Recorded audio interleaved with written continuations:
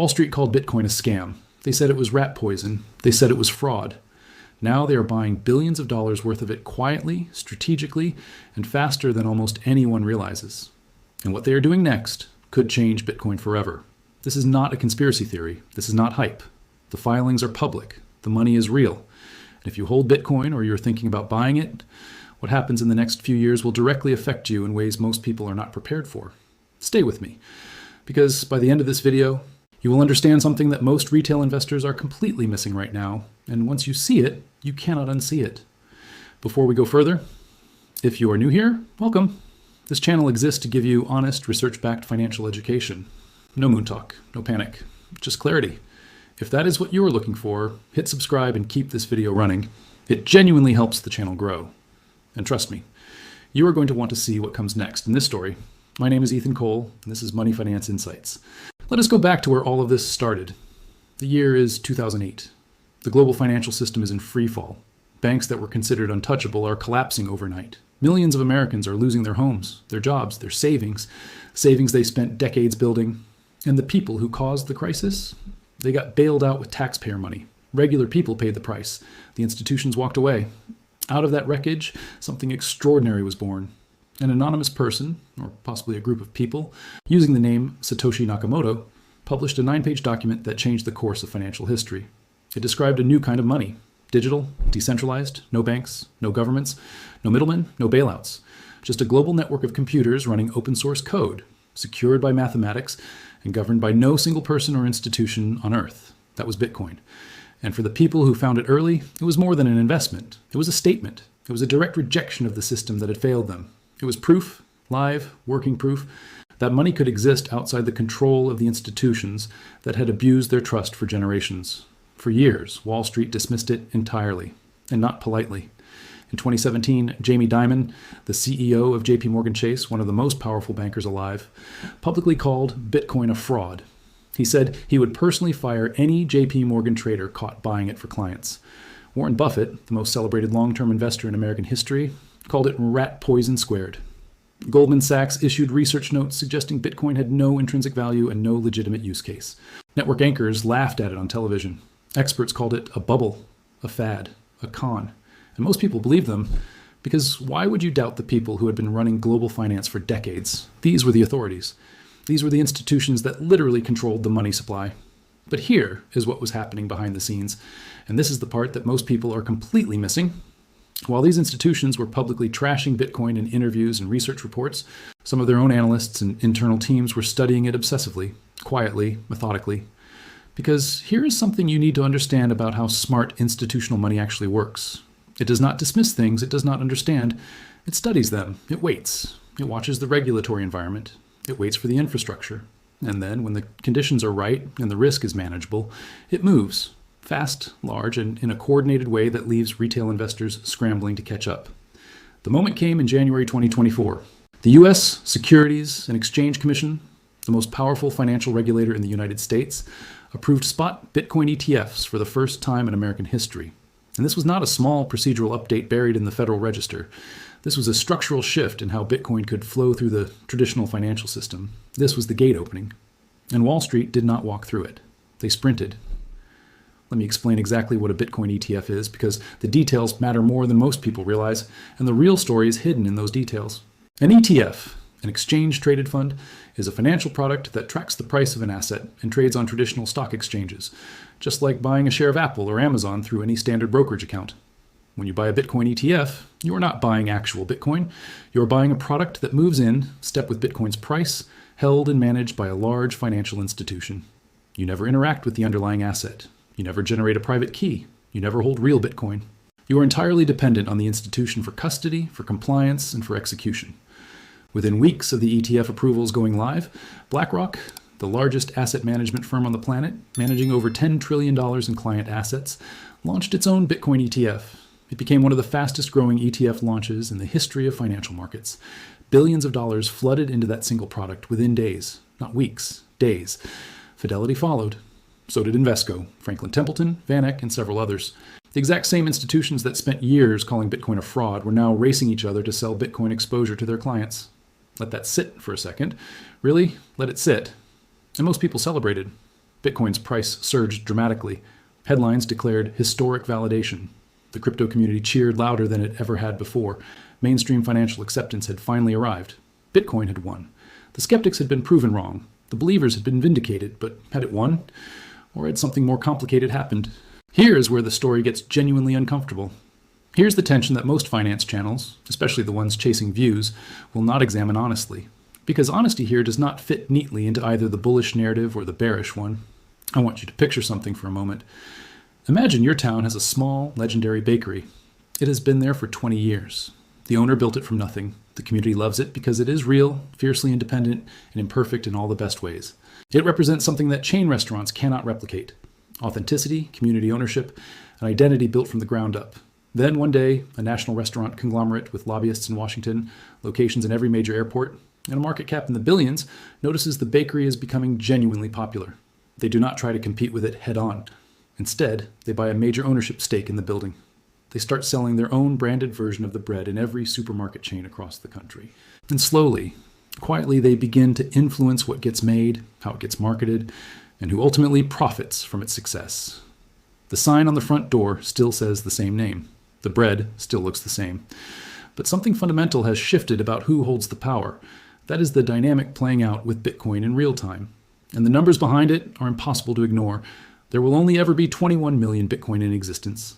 That is not a marketing slogan. That is a hard mathematical constraint written directly into Bitcoin's source code. It cannot be altered by any government, any company, or any future vote. It is absolute. As of 2024, more than 19 million Bitcoin have already been mined, and a significant portion of those coins have not moved in years, held by long-term believers who have made clear through their behavior that they are not selling at any price currently on the table. So you have a fixed and shrinking available supply. You have a community of deeply committed holders who are not moving. And now you have some of the most powerful asset management firms in the world buying billions of dollars worth of Bitcoin through institutional products, competing for that same limited supply. The math of what that means for price dynamics is straightforward. Now, the implications of what it means for Bitcoin's original mission are much more complicated. Here is the thing that keeps serious analysts up at night. Bitcoin was not just designed to be valuable. It was designed to be decentralized, distributed, owned by many, controlled by none. The power was supposed to be spread across millions of individual holders around the world so that no single entity could dictate the direction of the network, dominate the narrative around its governance, or create the kind of systemic single point of failure risk that the traditional financial system was riddled with. That was the whole point. That was the innovation that made Bitcoin unlike anything that had existed before. But when BlackRock accumulates hundreds of thousands of Bitcoin inside a single institutional wrapper, something fundamentally shifts in that equation. Because BlackRock is not holding that Bitcoin for itself. It is holding it on behalf of ETF shareholders, which means one company, a single institution headquartered in Midtown Manhattan, is now sitting on a concentration of Bitcoin that would have been unimaginable to Satoshi Nakamoto in 2008. And BlackRock does not answer to the Bitcoin community. It answers to the SEC. It answers to its shareholders. It answers to the US regulatory system, the exact system Bitcoin was designed to exist independently of. And that creates a set of questions with no clean answers. If proposals emerge within the Bitcoin developer community to upgrade or adjust the network's rules, what happens if major institutional holders start applying pressure directly or indirectly to shape the outcome? Right now, Bitcoin's governance is determined by the people who run nodes and hold coins directly. But if an ever-growing share of Bitcoin sits in ETF products controlled by Wall Street firms, does that institutional voice eventually become impossible to ignore? Does the financial weight of trillion-dollar custodians start to bend the culture of a community that was built on radical independence? Nobody has a definitive answer to that yet, but they are the right questions to be asking. And the fact that so few people in the mainstream conversation are asking them is exactly why you should be. Now, I want to be genuinely balanced here because honesty requires it. Institutional adoption is not entirely a threat. There are real and meaningful benefits worth acknowledging. Greater institutional participation brings deeper liquidity to the market, meaning it is easier to buy and sell large amounts of Bitcoin without causing dramatic price swings. It brings more efficient price discovery. It brings Bitcoin exposure into mainstream retirement accounts and brokerage platforms, making it accessible to millions of Americans who would never have been comfortable navigating a crypto exchange, managing a seed phrase, or setting up a hardware wallet. That kind of genuine accessibility is not a trivial benefit. For a lot of people, a Bitcoin ETF is the first realistic path into the asset class. But here is the risk that demands honest attention. When retail investors buy a Bitcoin ETF through their Schwab account or their IRA, they do not own Bitcoin.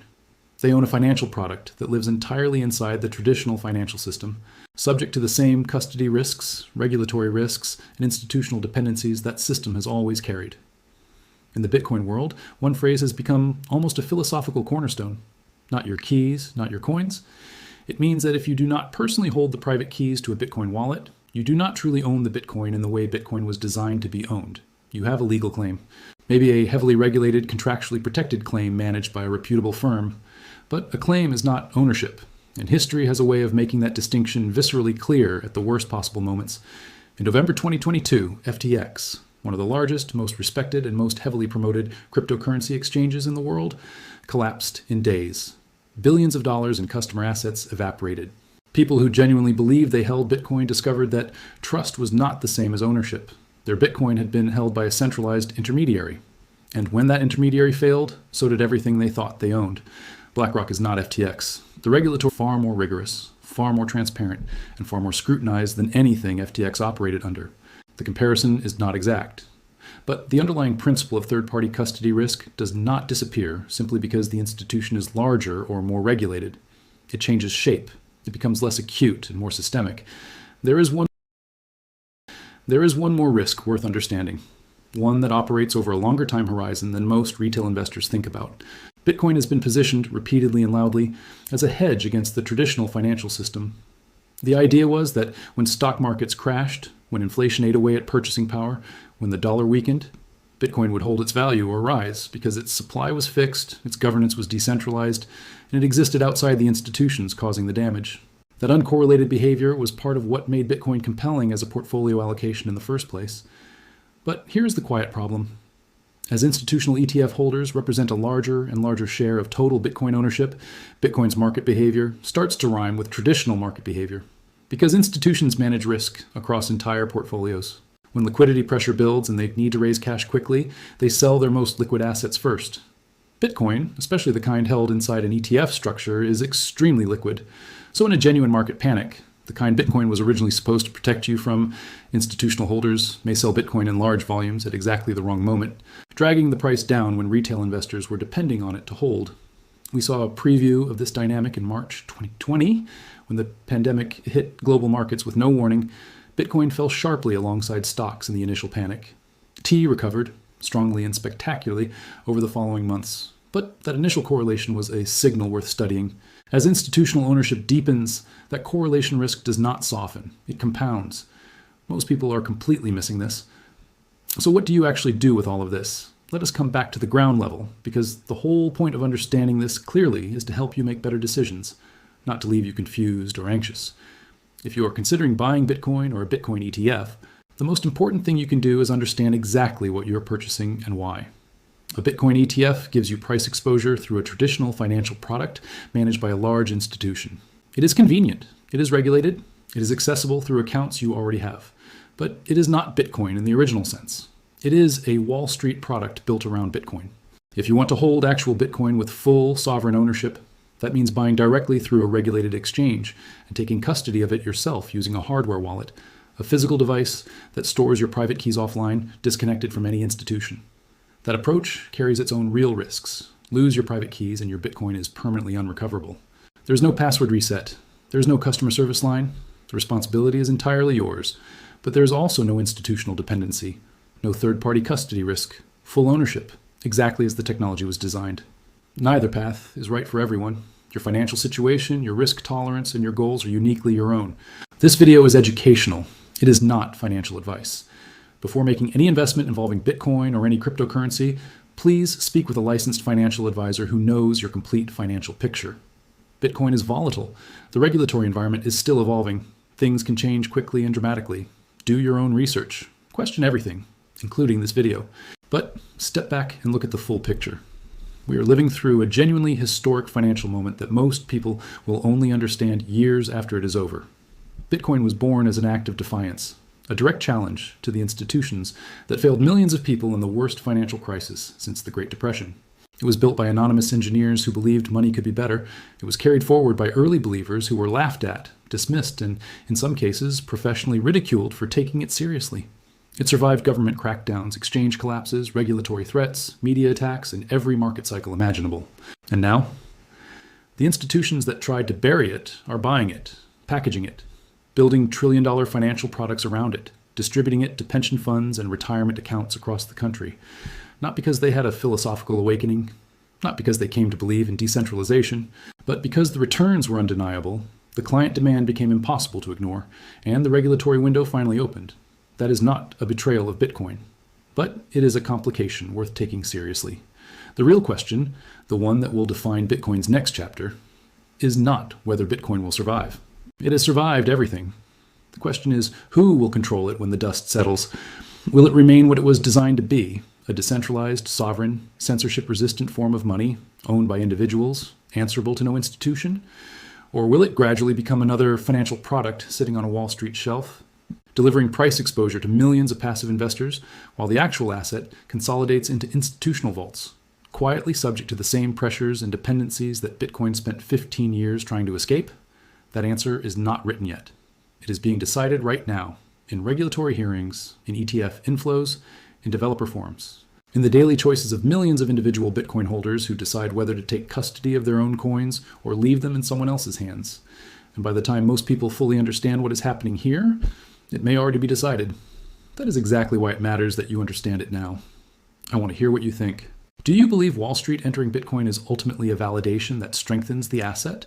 Or do you think it quietly compromises everything Bitcoin was built to stand for? There is no wrong answer here. This is one of the most genuinely open and important debates in modern finance. Drop your perspective in the comments below. Share this video with someone who is watching Bitcoin right now, trying to figure out what the institutional shift really means. The more honest, informed people who are part of this conversation, the better. And if you're not subscribed to Money Finance Insights yet, this is the moment. This channel is built on one principle. You deserve financial education that is honest, clear, and actually respects your intelligence. No hype, no shortcuts, no false urgency, just real analysis and real conversation. This is Ethan Cole. Stay sharp, stay informed, and never stop asking who benefits. Because in finance, that question will always lead you closest to the truth.